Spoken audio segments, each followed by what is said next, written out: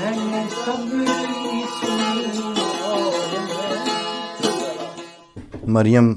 नवाज़ शरीफ ने चर्चिल से कहा कि मैं उसकी बात से एक कोटेशन से बात शुरू करूंगी। ठीक है, अदालतें इंसाफ दे रही हैं तो हमारे मुल्क को कोई ख़तरा नहीं है। फिर अदालत के अंदर वकला के भी आर्गूमेंट्स इसी तरह के थे। जितनी दानिश बेस्ड कोटेशंस हैं वो तो सब ने पढ़ रखी होती हैं, लेकिन मसला वहाँ पे आके पड़ता है कि जब अपने सर पे पड़ती है, ख़ुद ज़ात की गवाही से बताना पड़ता है कि फ़लाँ फ़लाँ दानिशमंदाना कोटेशन जो हम कोट करने लगे हैं या जो हम कोट किया करते थे, उसकी गवाही हम अपने वजूद से और अपने रवैये से और अपने किरदार से देंगे। ये गवाही देने वाला तबका पाकिस्तान में नापैद है, आमतुन्नास में भी, इदारों में भी और अरबाब इख्तियार में भी। चूँकि वो तबका मौजूद नहीं है, इसलिए अब ये सुनी सुनाई बातें पेश करके उनके ऊपर फुदकते और नाचते हैं और उनसे ये मसाइल का हल और क्राइसिस की सेटलमेंट चाहते हैं। मेरी गुफ्तगू में शेर ऐसे दर आते हैं क्योंकि मैंने शेर को कभी चस्के लेने वाली दो लाइनों के तौर पर नहीं समझा आज तक, बल्कि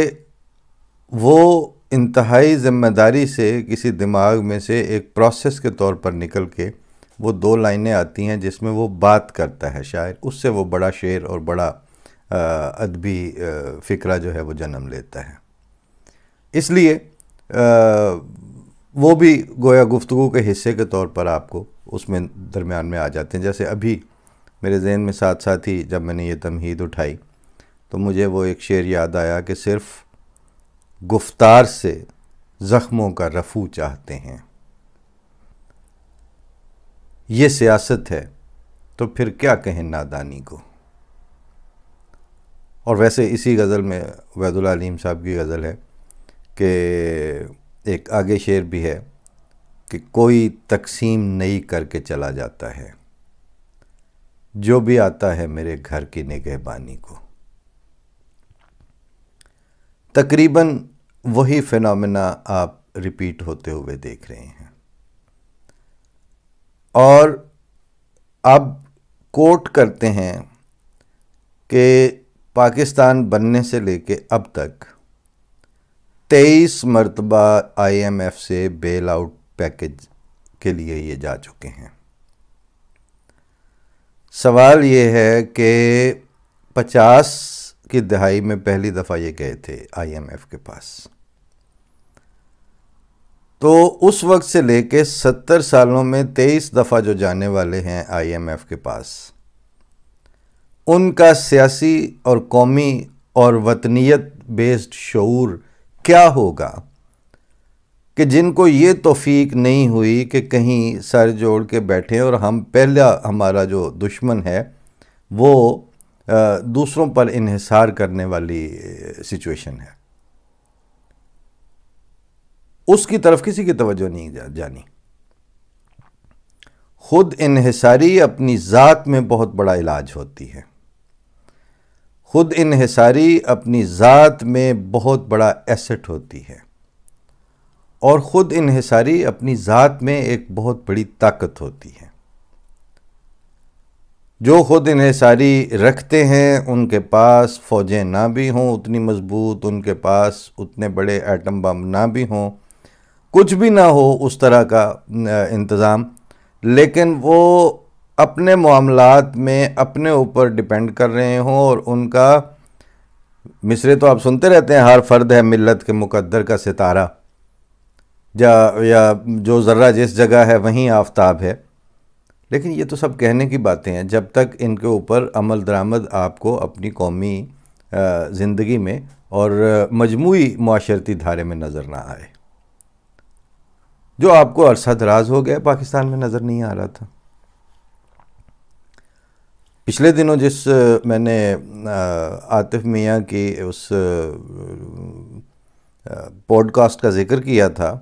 और जो बहुत तफसीली थी और बीबीसी ने उसको फौरी तौर पर जो उनके ख्याल में रेलेवेंट बातें थी वो तर्जमा करके तो वो एक आर्टिकल की सूरत में पेश भी कर दिया गया। और उसको पढ़ने के बाद जो मेरा एक वफूर था उस पर भी पानी पड़ गया एक लिहाज से कि अच्छा इन्होंने जो फौरी तौर पर तो अपनी तरफ से पेश कर ही दिया है, वो शेयर भी हो रहा है।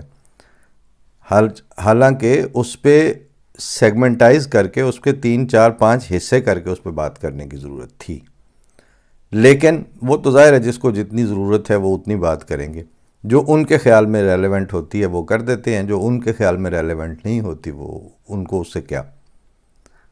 लेकिन मेरा पॉइंट ऑफ व्यू उस पर बीबीसी वाली रिपोर्टिंग से ज़रा हट के है, डिफरेंट है। क्यों? सवाल यह है कि जिस वक्त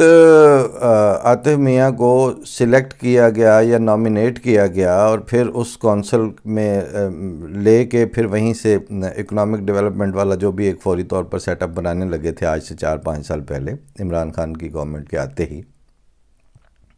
और फिर वो जो तमाशे लगे और शोर बरपा हुआ तो फिर उस पर हटाया गया। उस वक्त तो आतिफ मियाँ ने कोई एक छोटी सी ट्वीट थी 2-3 लाइनों की कि ठीक है उनको जो सूट करता है वो करें, मुझे इससे क्या फ़र्क पड़ता है, मेरी खिदमत बहरहाल अपने मुल्क के लिए हाजिर हैं, और मतलब बेस्ट विशेज़ और इस तरह करके उन्होंने बात को पहलू तही करके साइड से गुजर गए या तरह दे गए कि ठीक है बस सही है, नहीं है तो ना सही। अब क्या हो गया कि अचानक मतलब कि सेंसिबल आदमी, ज़िम्मेदार आदमी है, उनकी नज़र भी है इकोनॉमिकली भी, पॉलिटिकली भी, हिस्टोरिकली भी। जब उनकी गुफ्तगू सुनी है तो हिस्ट्री और पॉलिटिक्स और इकोनॉमिक डेवलपमेंट इन तीनों के कॉम्बिनेशन को लेके वो गुफ्तगू का थ्रेड जो है वो आगे ले चल रहा था। और उनके जो बात करने वाले थे अपना जो उनसे होस्ट कर रहे थे जो प्रोग्राम को, वो भी अच्छे पढ़े लिखे और एक बालिग नज़री के साथ सवाल उठाने और बात को आगे बढ़ाने वाला शख्स थे। तो इनको बैठे बिठाए अचानक क्यों ख्याल आया कि वो 1-1.5 घंटा लगा के, इतने तो ये इकोनॉमिस्ट वेले भी नहीं होते, और फिर जिस पाकिस्तान को और उनके सियासी डिसीजंस को वो इतनी रसान और खूबसूरती से पिछले 4-5 साल पहले वाले वाक़े को टाल गए थे, तो अब क्या ज़रूरत थी ये बात करने की। इसका जवाब एक तो उन्होंने उसी अपनी गुफ्तगू के अंदर भी दिया था कि बात यह है कि अब आपकी इकॉनमी उस रेड एरिए में जा चुकी है जिसमें अब ये नीचे धंसती चली जा रही है आपका सिस्टम। और जब ये सारा कुछ जाएगा नीचे तो चूँकि लोगों की दुनिया पर इन्हिसार करने की सिचुएशन यहाँ तक पहुँच चुकी है कि खाने पीने की अशिया तक बाहर से आ रही हैं, गंदम, बुनियादी आटा, मतलब वो कहते हैं ना कि मतलब कारा आटा होवे तो चलो सब निज़ाम चल जाता है। ये जो पंजाब और पाकिस्तान में जिस तरह आम बिल्कुल निचले तबके के या इंतहाई गुरबा की मईशत में यही कहा जाता है। तो जो मुल्क अरसे से गंदम भी इंपोर्ट पे सरवाइव कर रहा है और उसके पास वसाइल हैं, वो गंदम में ख़ुद कफ़ील रह सकते थे, लेकिन जाहिर है कि पॉलिसी जो है वो नेशनल पॉलिसी वो तो ख़ुद ही बनानी है।